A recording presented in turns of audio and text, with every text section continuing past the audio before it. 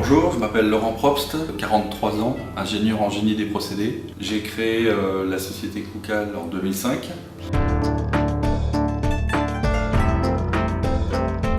Nous avons démarré, je dirais, en 2005 à Bouxières-sur-Froidmont, donc pas très loin de l'aéroport régional. Et on s'est recentré ensuite sur Maxéville par rapport à l'évolution de la société, puisqu'aujourd'hui on est passé, on va dire, d'une phase artisanale à une phase plus industrielle. Donc si je veux décrire aujourd'hui Koucal, c'est 8 personnes, c'est 1,1 million de chiffre d'affaires, c'est 60% de son chiffre à l'export. Donc aujourd'hui on mise énormément sur l'innovation et ça nous permet justement d'aller chercher des marchés à l'export. Koucal veut dire effectivement tout coup cuisiné à l'alcool. Donc au départ on a déposé plusieurs brevets dont un à l'international sur un nouveau procédé de cuisson utilisant un alcool quasiment pur.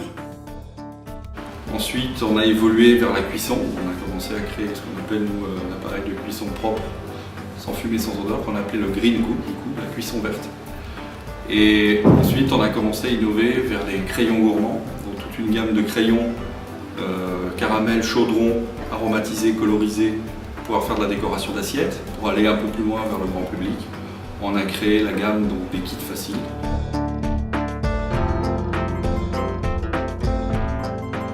Et puis petit à petit, on a commencé à évoluer vers d'autres produits innovants et donc notre baseline a un peu évolué.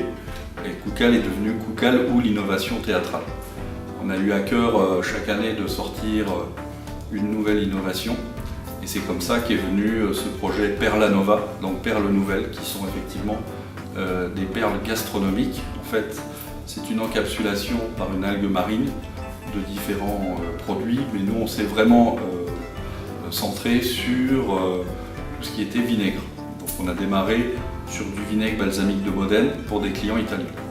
Donc nous avons commencé à fabriquer une première installation nous-mêmes pour pouvoir arriver à fabriquer une quarantaine de kilogrammes par jour dans des conditions hydrauliques particulières.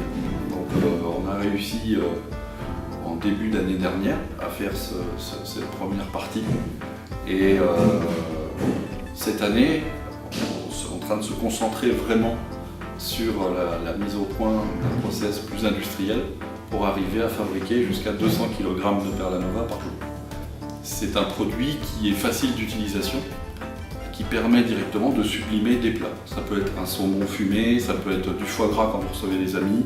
Et il est très très important pour nous d'aller vite sur ce projet, dans le sens où on a déjà des premières commandes émanant du Canada. Donc le produit a l'air de plaire, et donc on peut effectivement espérer développer un réel chiffre d'affaires sur ce produit.